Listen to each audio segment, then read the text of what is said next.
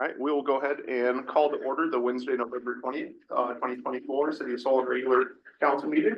That we will start with the pledge of allegiance.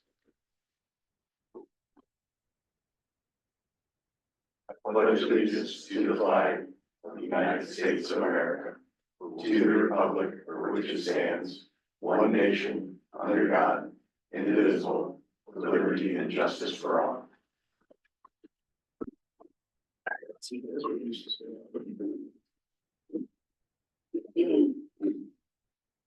Roll call. Duncan. Here. Barlinger.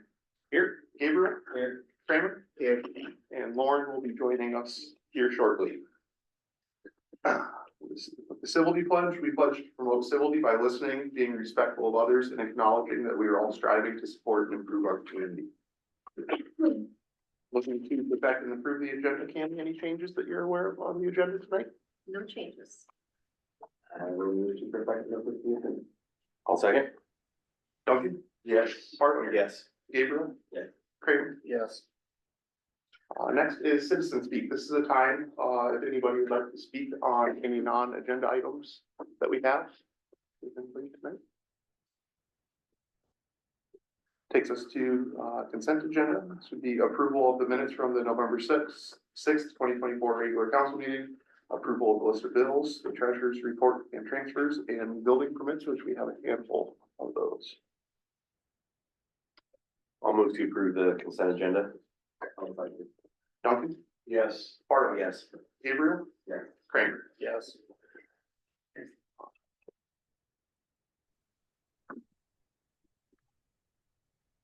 Susie, do you have time for, all right. It takes us to the Public Works Director report. Scott?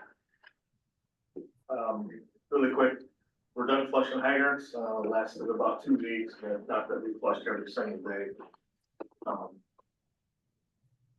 Parks have been winterized, and you guys are, especially with today, busy trying to get the equipment ready for snow.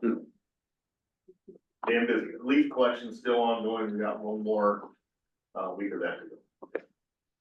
Sounds good, yeah. Hopefully the snow pulls off a little bit for you. Yeah. All right. Next, city attorney.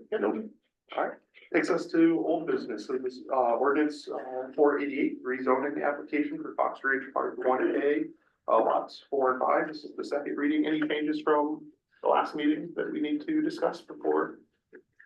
I'm not aware of any changes. I think we reviewed it in depth at the last meeting, but just a refresher for those who were not in attendance. This is the rezoning of lots 4 and 5 in Fox Ridge Part 1A, and those are directly to the east of the storage facility. And these lots are being rezoned from a commercial general zoning to an R3 to allow for a senior housing development that's being proposed by the Senior Housing Community Group, which is a nonprofit group here in Solon. We have the conditional zoning on that as well. So if the proposed development or building that goes in, it would convert back to commercial, correct?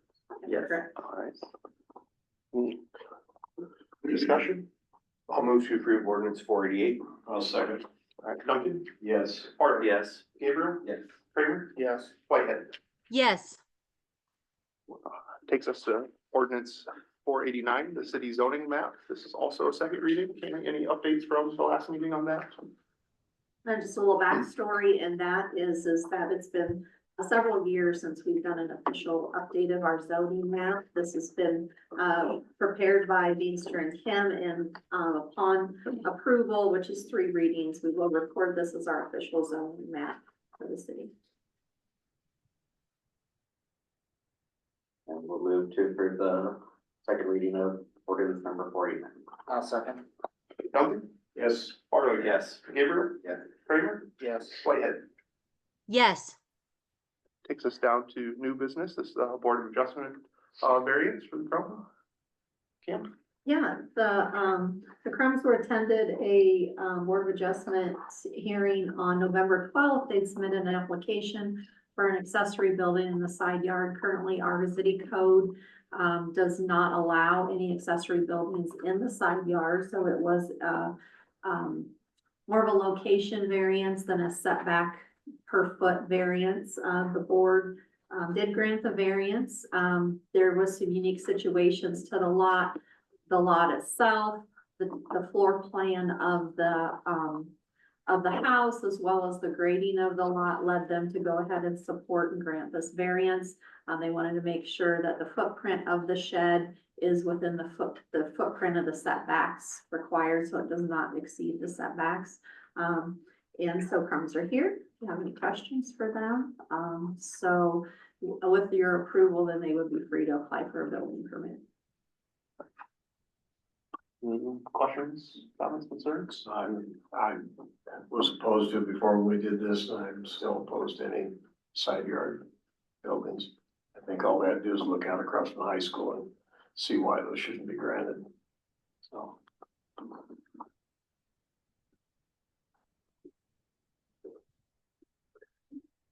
So we're, let's see. It's gonna be just a garage, or is that what I'm seeing here? It's a garden shed for the bikes. Okay, and it's in the. let's see. It's in the Trail Ridge down there, okay.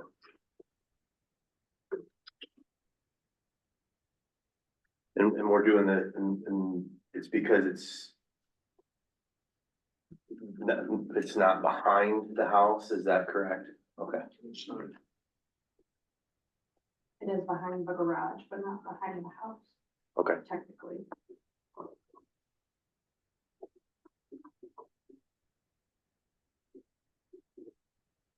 so it looks like from the picture that it's kind of sitting where there's a jut out for the garage and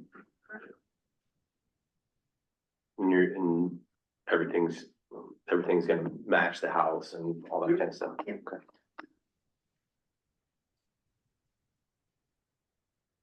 I think I would be okay with it just because of, if it was out on the side of the house, I understand why Councilman Duncan is opposed to it. I think in my opinion, you know, if it's kind of tucked back in there, it's gonna kind of be hidden, so, I think it looks like it's gonna kind of match up with the back of the house as well. In pictures, maybe just a little bit behind it. Agreed. Yeah, Yeah. I will move to approve the board of adjustment variance. I'll second. Duncan? No. Barnhart? Yes. Gabriel? Yeah. Kramer? Yes. White? Yes. Takes us to the next, item, we have the sidewalk inspection program. Yeah, so every year we go out and inspect a quadrant of town for sidewalks. We really never had, really good formal policy in place, and so I put one together, adequately shows, you know, what we're looking for, where the quadrants are, location wise. Frequently asked questions. Into a nice policy document that we can follow. I'll add the benefits to this are, we're asked frequently about our sidewalk program, and we really didn't have anything formal we share it when we're out and about, and we didn't really have anything formal to, say this is our policy, so Scott took this upon himself, and it's really valuable. We're basically doing everything in this policy now and have been since 2008, but to have a written formal plan that we can have on file for future councils, future staff, and for the community, I think was really important. So I really appreciate Scott taking the initiative to do that. And the sidewalk committee, Sean and Andrew have reviewed it as well. And I'll jump on too, there's a Supreme Court case recently that the city is responsible for any damages that happen for somebody falling on a sidewalk. It used to be that the city could transfer that liability to the neighboring property owner. The Supreme Court said that's not for damaged sidewalks or repairs that need to be repaired. For snow and ice, still can, but so this is important that we have a program and, stick to it, and we can show the court that it'll keep our immunity, in place for that unless, and if we know about something, we have to give notice and make sure that we're following the policy and make sure those get repaired right away. Otherwise, the city can be liable for damages that occur from an injury. Yeah, I think it's great that we've, since I've been on, we've kind of went through this every year as to what needs to be done with these, and just as we continue to grow, to have something in place. Thanks, Scott, for, taking the time to put this together, so that we have something written down. I know we've been doing this, and the fact that now that we've taken to the next step, and I think we're gonna need this as we continue to grow and with more sections, and I think we were at 5 before, so some of them may have grown just a little bit, but I think it's great. I think it's a great thing that to have it out there so that people can see what we're doing.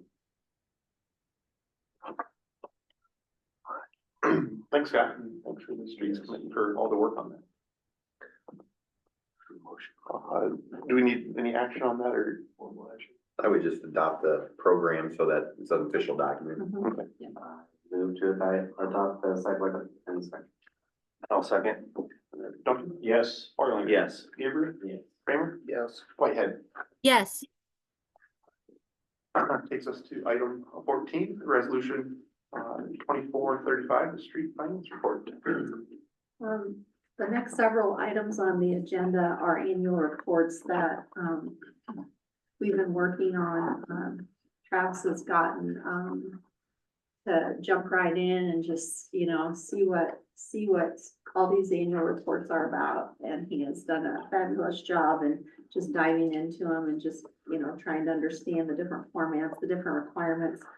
This particular report is an annual report that is required by the DOT. We have to track, our road use, and we also have to track our general fund streets programs. Obviously, the road use funding that comes in is not enough to, fund the entire, streets department. So general fund has a companion, department within the fund. So what this information is used for, it tracks the dollars that have come in through road use, as well as city dollars that have been allocated for streets. The main two categories are the general fund category and the road use category. Those are the two primary funds. It does also have us track any bonds that are related to street projects, as well as track our equipment, which Travis again has done a great job of really providing a good tracking of our equipment.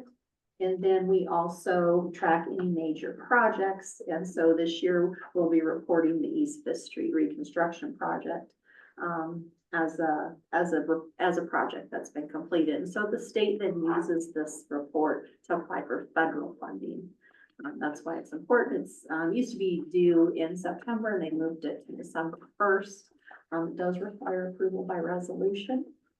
And well, unless you have any questions. I'll move to approve resolution 2435. Second. Duncan? Yes. Farland? Yes. Gabriel? Yeah. Kramer? Yes. Whitehead? yes, Takes us to item 15, resolution 2436, the urban renewal report. Urban renewal report is specific to the TIF fund.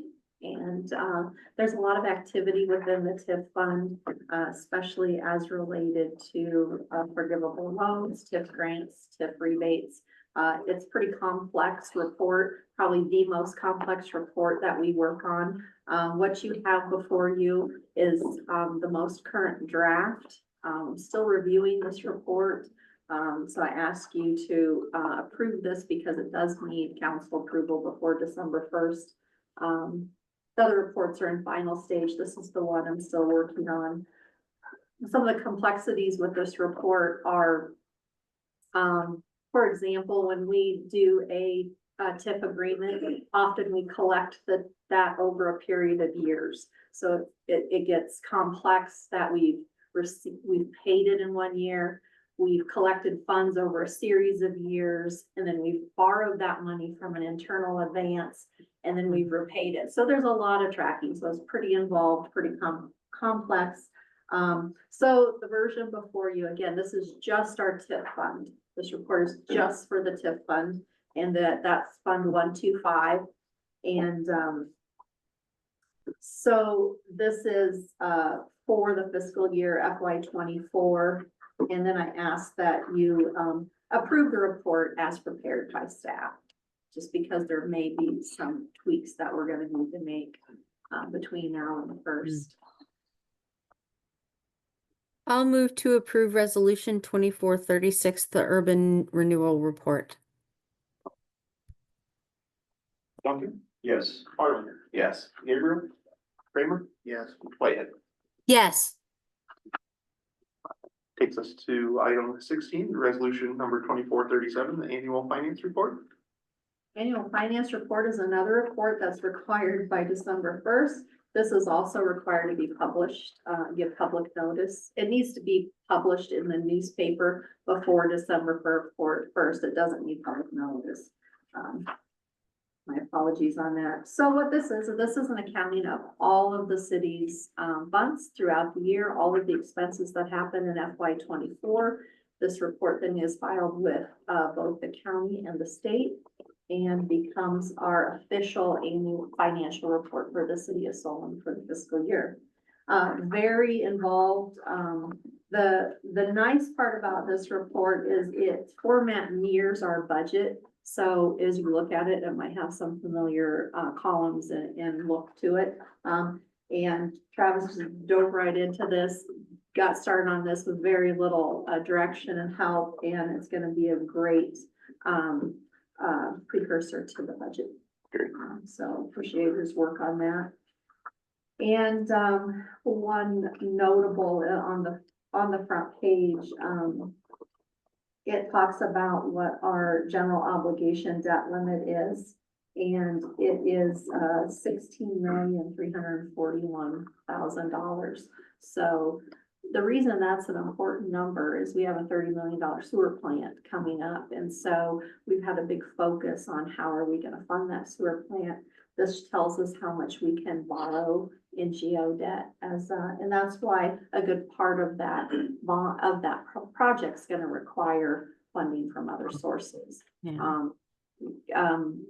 Heidi Cool with Northland is planning on doing another circle back here before budget and just kind of touch base with us on our bonding strategy, just to make sure we're still on course is the same as last year.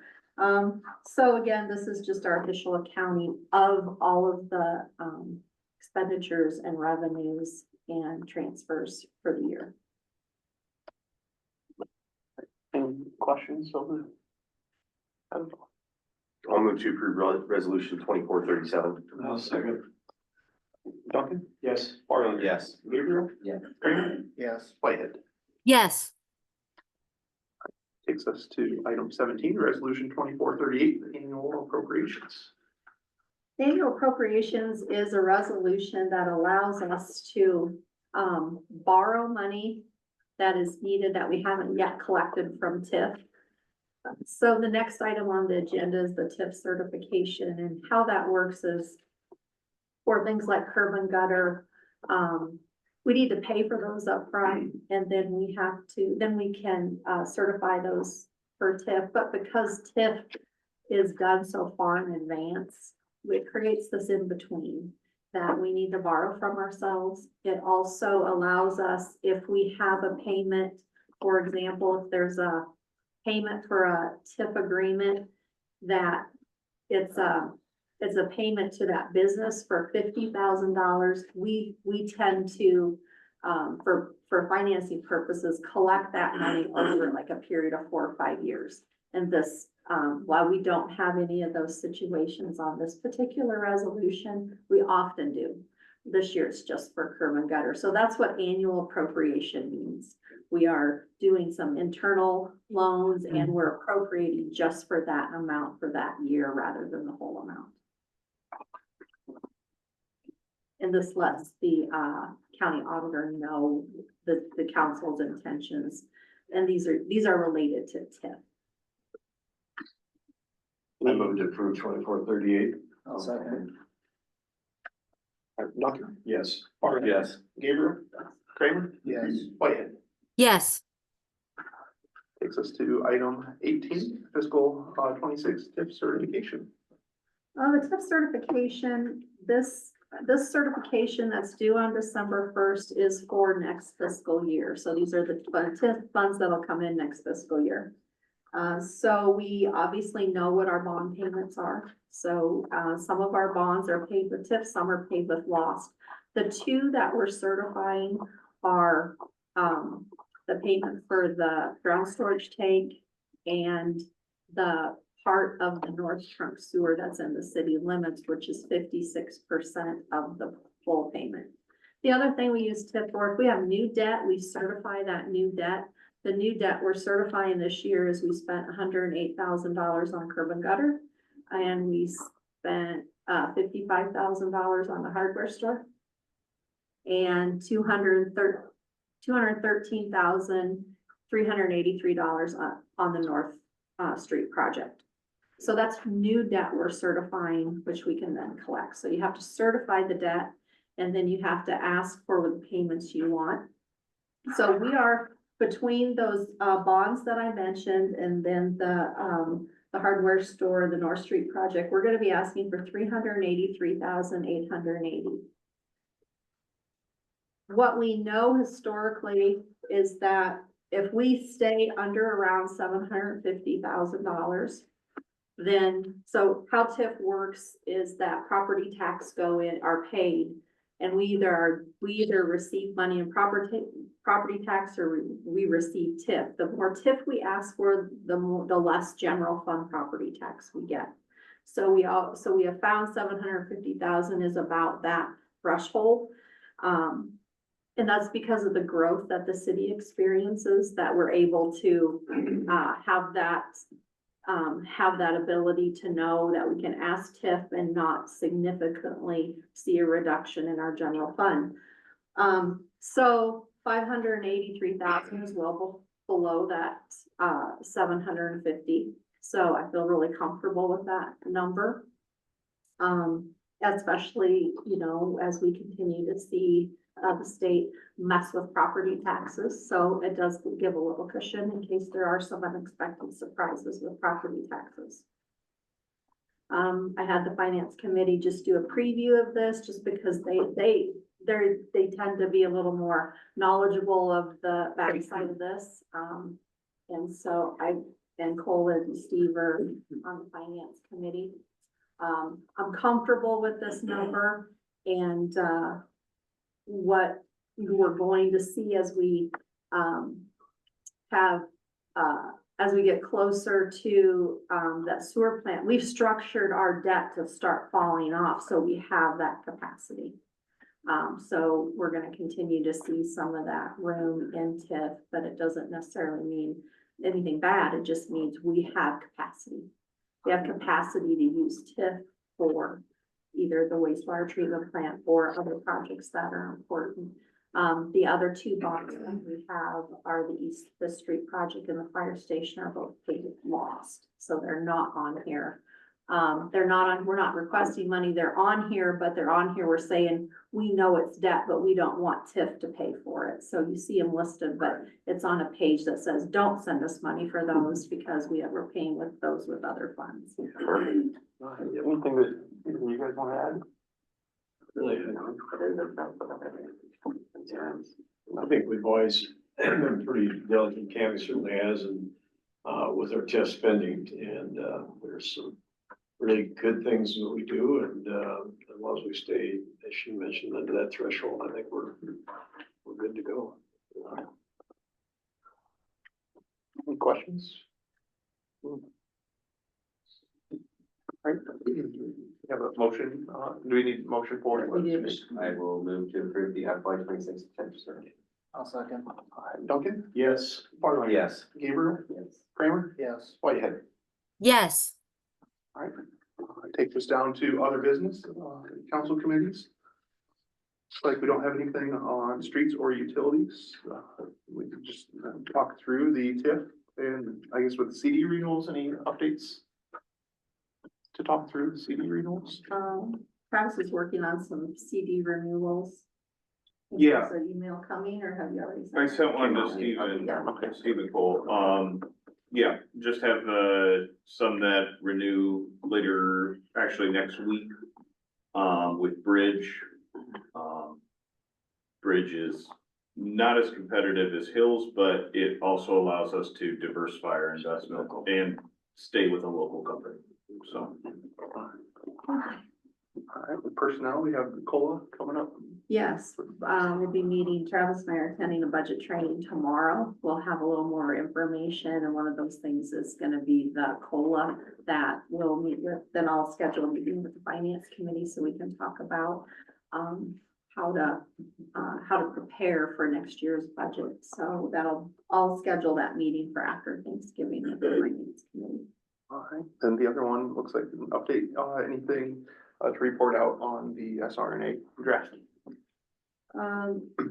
Sorry to say no, I've been pretty focused on these reports, but hopefully now that these reports are done, I can switch gears and get going on that, so. All right. Takes the city clerk report, Susan, anything, please?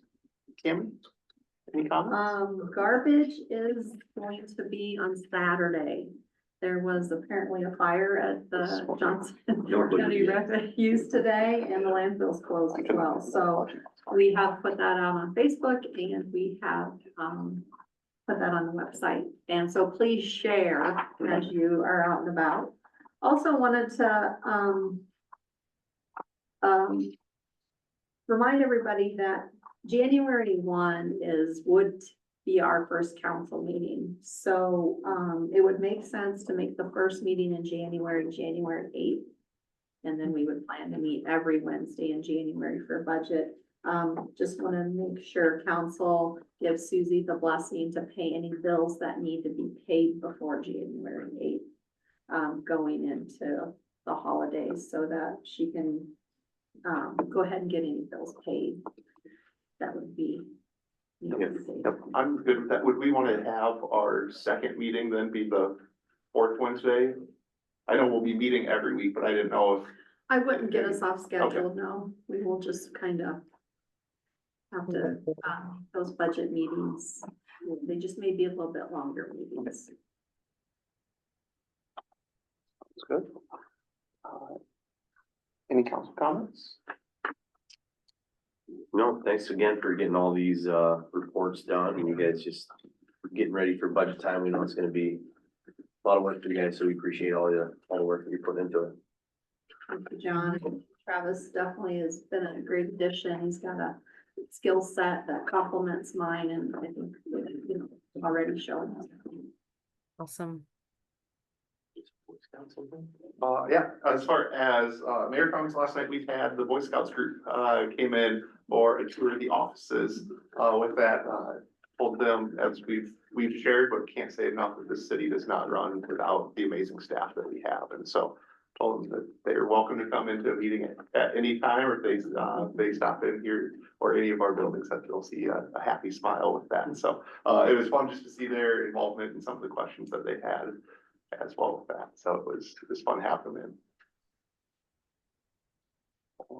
With that, do we have a motion to adjourn? I'll move to adjourn. All right, all in favor, say aye. Aye. Any opposed? All right. Thank you.